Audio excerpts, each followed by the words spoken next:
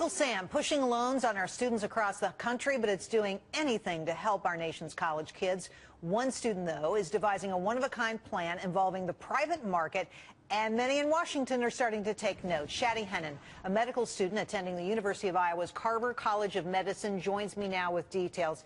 Shady, welcome to the show. It's great to have you here. Now, I imagine that you probably have a lot of experience with student debt if you're a medical student. How did you get started down this road of coming up with a solution? Sure, Jerry, thank you so much for having me on the show. This is a huge honor.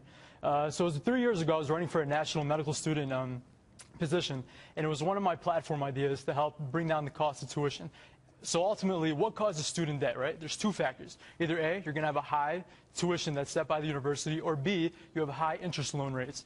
So a few years ago, we went down and spoke with state legislators, and we asked them, what can we do to help bring down the cost of tuition? So clearly, that wasn't going to go anywhere. We weren't able to get any funding from the state to help increasing. They had other priorities out there, Shady, I think.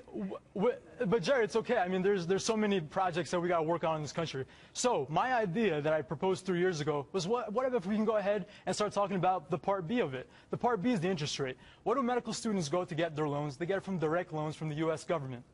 Those interest rates, Jerry, are 6.8% for the first 32 grand, and it jumps up to 7.8% after that. Currently, the average medical student is graduating with over $160,000 in debt, and that's just the average. People are graduating well over $200K a year. And so that's a problem, because that's pushing, I would assume, push a lot of students away from medicine and cause a lot of people to choose away from choosing medicine. What you're saying is really interesting. Your solution is to find people who want to invest in you and who want to lend you money. Now, Shady, let me ask you this. Why, as an investor, would I be willing to give you a loan for less, significantly less, particularly when I have to wait so long to get the money back? That's a great point. Thank you, Jerry. So what if I could tell you, right? What if I could tell you you're going to get a pretty good return on your investment? You're also going to get some tax credits potentially, and you're going to be helping out the future of medicine. I think that those three reasons are great reasons for any investor to want to get involved with this. Shady, I hate to break in. Wait, whoa. A lot of investors, what they want is return on their money, right? That's what they're looking for. So if the federal government and lenders generally are getting 6%, 7%, 8%, 9%, why would they settle for 3%?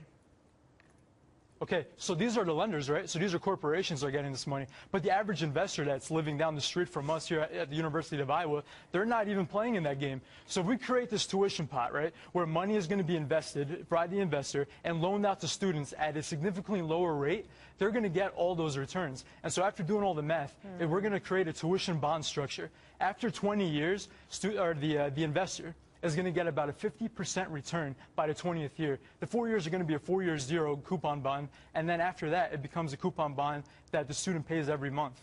Now, that's saving the student 18%, and like I said, by the 15th year, 50% is generated, and that's all going to go to the investor. It's a long time to wait for your money, though. You know, it's interesting, and the nice thing about it is it really, it uses private wealth to really go after this issue of college debt. And I'm sure there would be people out there willing to play that game and get involved, mostly because of sort of the charitable consequences of that, the fact that it could help young people across the country. What do you think of the present system, though? I'm curious about what you say, because you're involved in it, the present system of financing college debt.